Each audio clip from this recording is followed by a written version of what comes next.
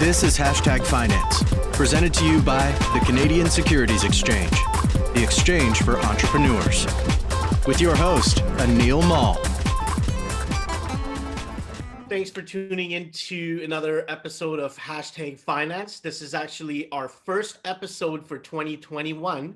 And today I am welcoming back, well, I shouldn't say welcoming back because we hosted you on an Instagram Live last year. So I'd like to welcome Darius Eghdami. Darius is the president of FansUnite, which is listed on the Canadian Securities Exchange.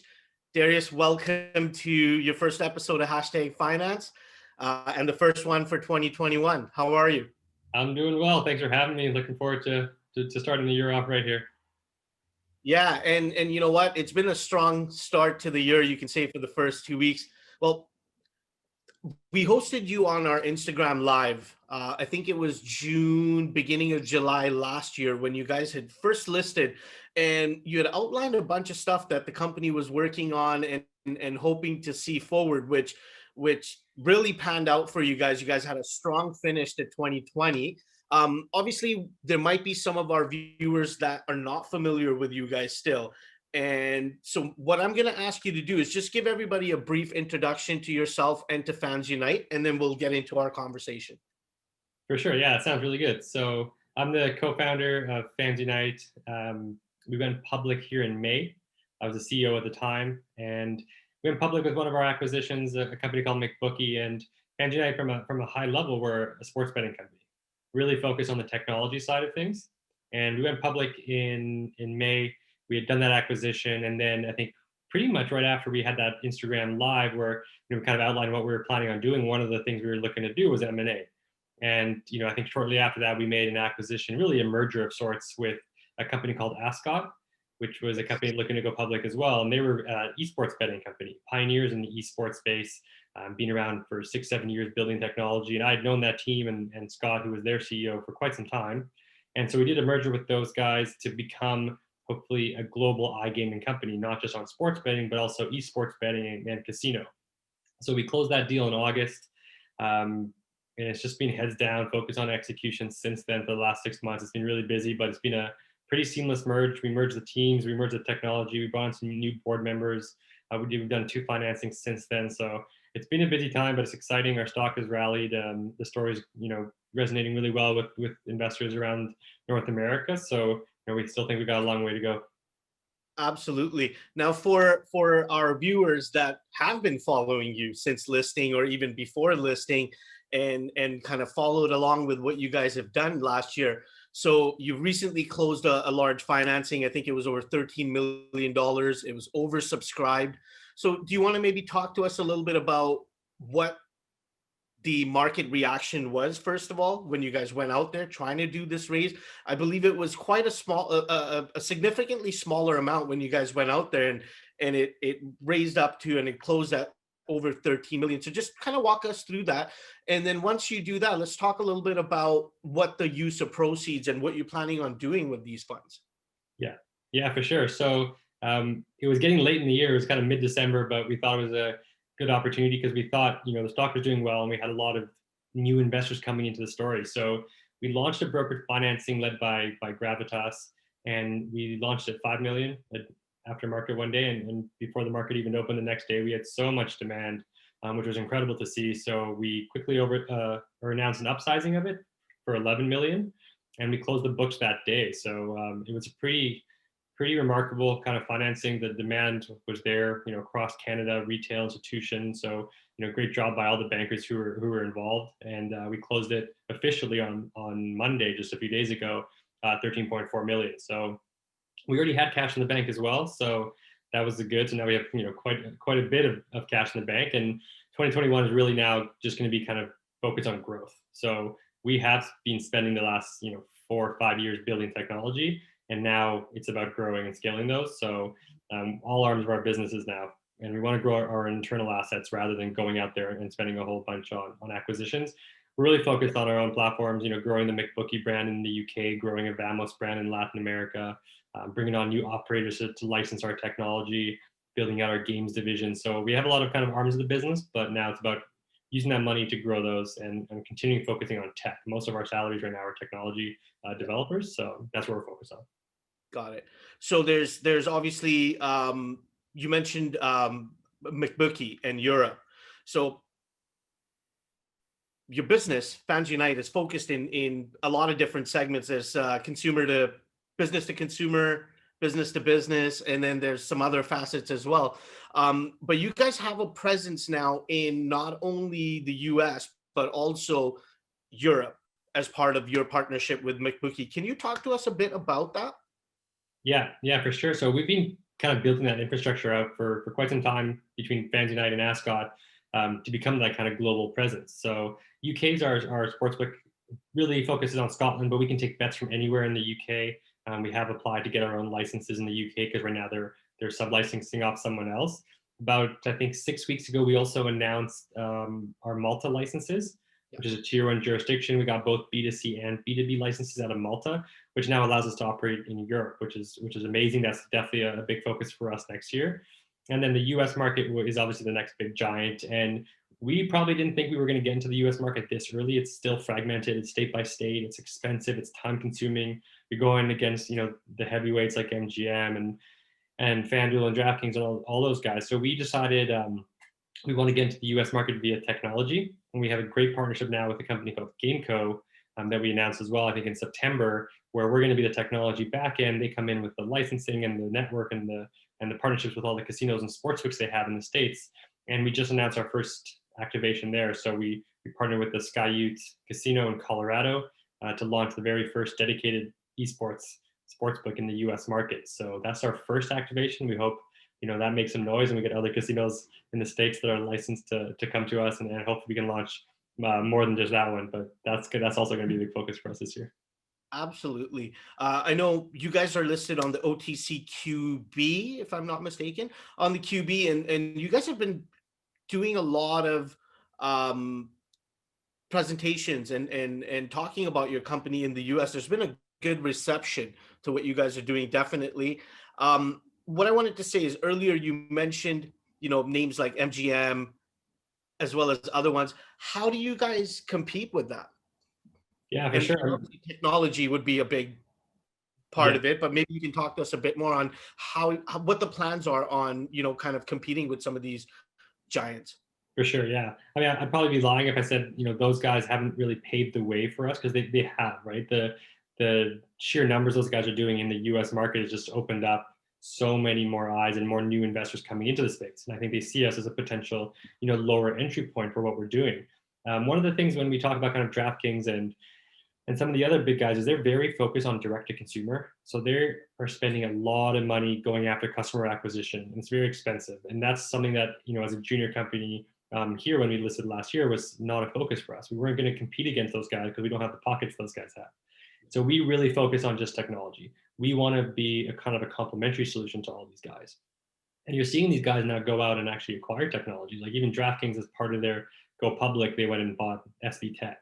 Bally's just bought BetWorks. GAN just bought Cool Bets. So everyone's looking to buy technology. And that's something Scott and I have really focused on, that we're going to be a technology company. And that's how we're going to be able to compete against these guys. And hopefully we can start servicing some of these guys in the US rather than competing against them direct to consumer. So, we put our tech against anyone's really.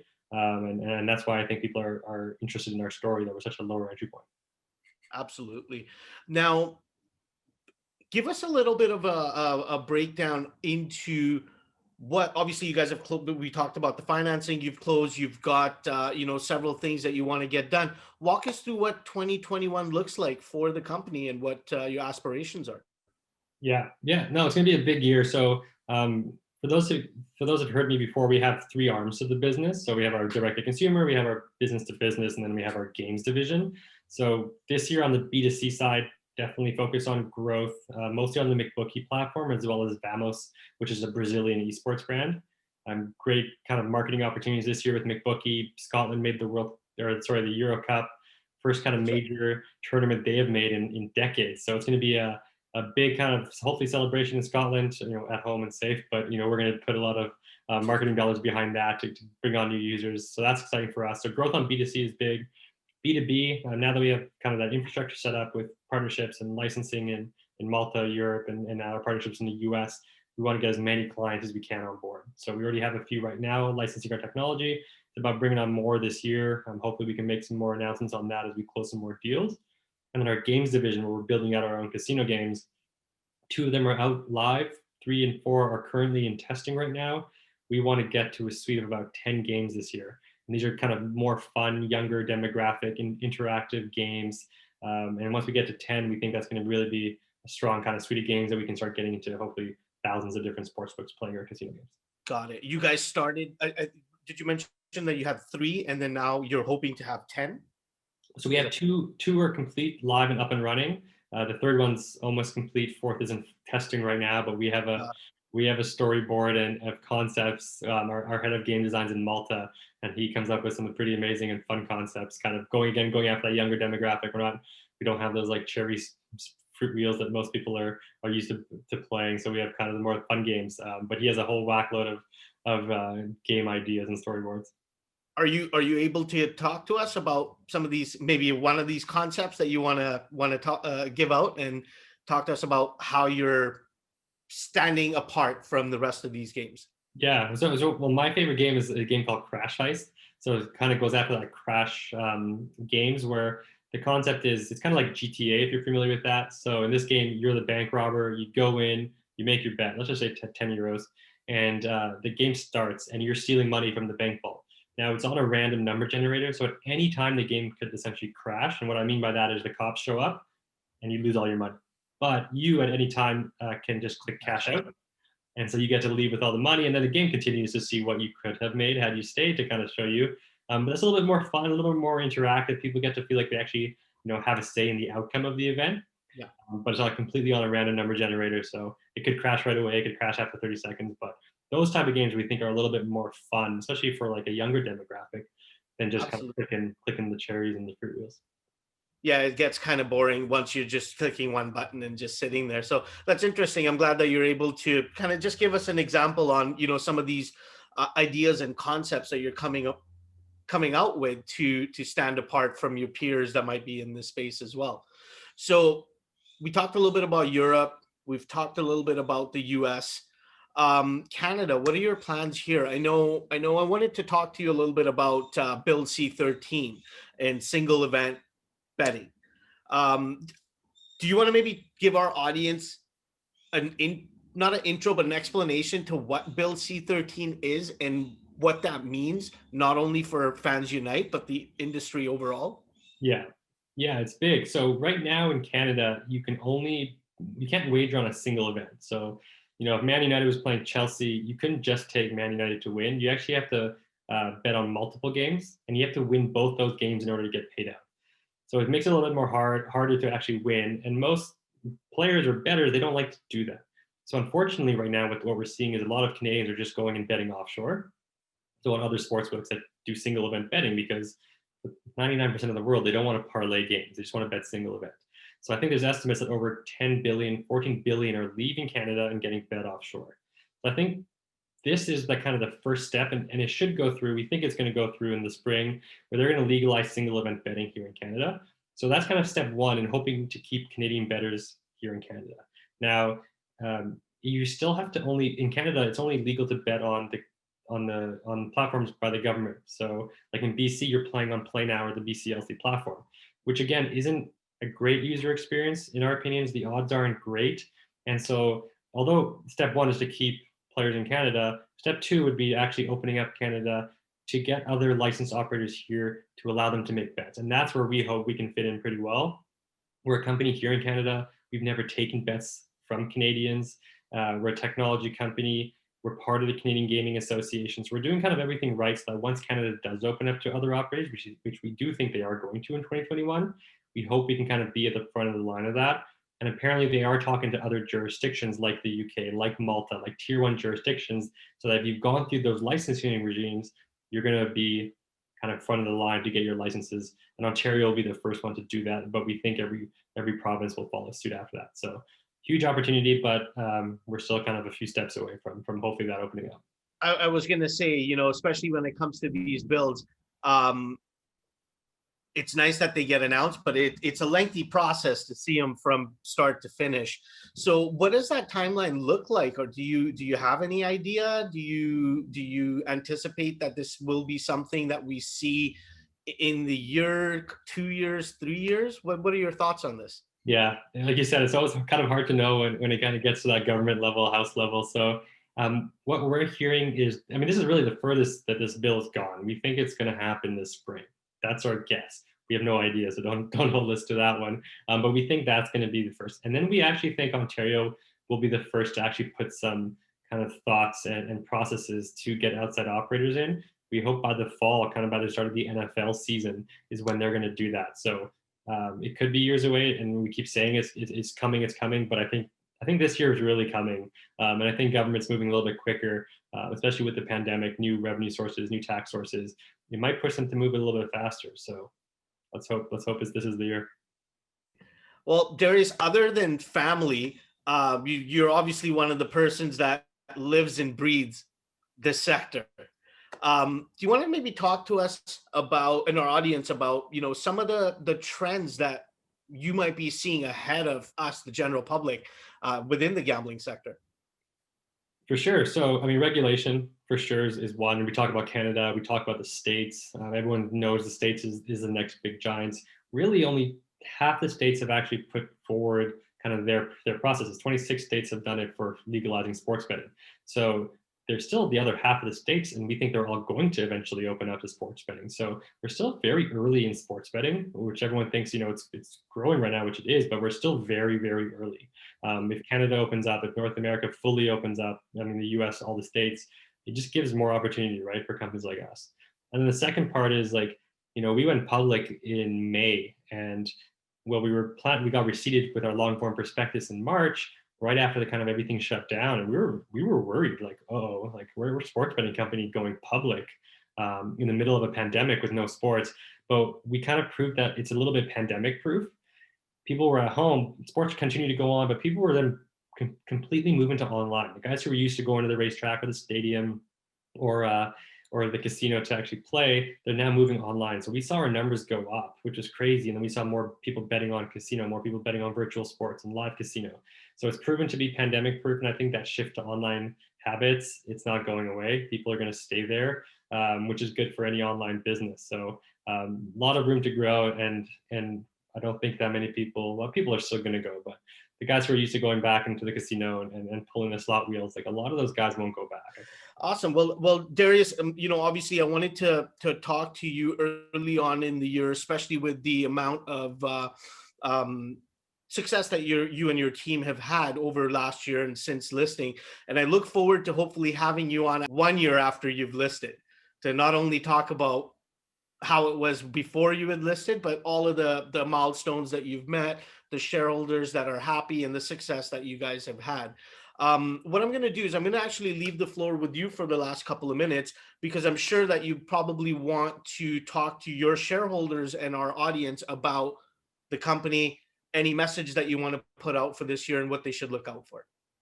No, yeah, I appreciate that. I mean, for any of our current shareholders, obviously, we appreciate the support. We're pretty excited about where we're at right now.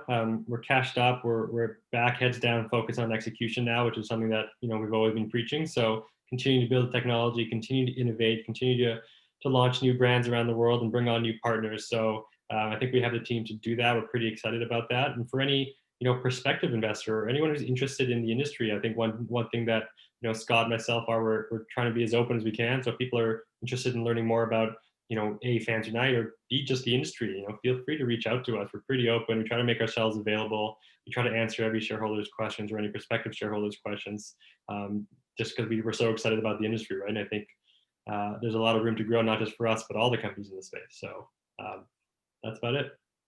I have two things on that note. Sure. So where can people go to find more info and keep up with what you guys are doing? Yeah, so we're kind of all on the social. We're on Twitter, we're on LinkedIn, we're on Instagram, we're on Facebook. So we do post a lot of content there, not just about FansUnite, but the industry as a whole, the esports industries. We do kind of weekly wrap-ups on the esports sectors as well. And then, Scott's on Twitter. Our emails, Darius, Scott at FansUnite. We're both open. We're both willing to kind of chat to anyone. So we, like you said, we live and breathe this space. So even after markets close, we're still there, we're still working, and then nighttime the sports are on. So it's just like a 24/7 for us, but we love it. I'm sure your family is probably would like a little bit time dedicated to them, but business first, and then you have nothing but time to spend with your family. My second part was you and the company have had a loyal, strong shareholder base. We talked about this last time as well. What are you able to talk about what that sentiment has been like now that you've gone to market, proven yourself, kind of shown them the value behind you, your team, and the company? What's that been like? Yeah, it's been awesome. I mean, the amount of kind of text messages I get with just emojis like fist bumps or stuff like that. It's super fun. It's those guys who kind of believed in us from the start, right? They invested years ago and they held on, and then hopefully now they're reaping the rewards of that. But we had a lot of early supporters and a lot of guys who reached out even during the tough times. They're like, hey, don't worry, keep your head down. We love what you guys are doing. So it is nice. It's nice to hopefully make those guys money as well because they supported us early. Which is nice. But yeah, it's really nice getting those text messages, the emails, the phone calls. But we still know we got a lot of work to do. Of course. Darius, it's always a pleasure running into you. Not so much lately, but anytime we have the time to talk, it's always enlightening. So we're here for you, us at the CSE. We hope that you guys are, finding value in what we do here, providing these podcasts and things like that, which is a very small part in your day-to-day business. But I just wanted to say we do really appreciate you guys, kind of meeting those milestones, doing what you said, and we're here for you guys anytime. To our viewers, this has been Darius Eghdami. He's the co-founder, president of FansUnite, which is listed on the CSE. If you're interested in content like this, us talking to thought leaders within various sectors of the Canadian capital markets, CSE TV is the channel. If you haven't subscribed already, hit that button and feel free to share this content with anybody that you feel might find it of value.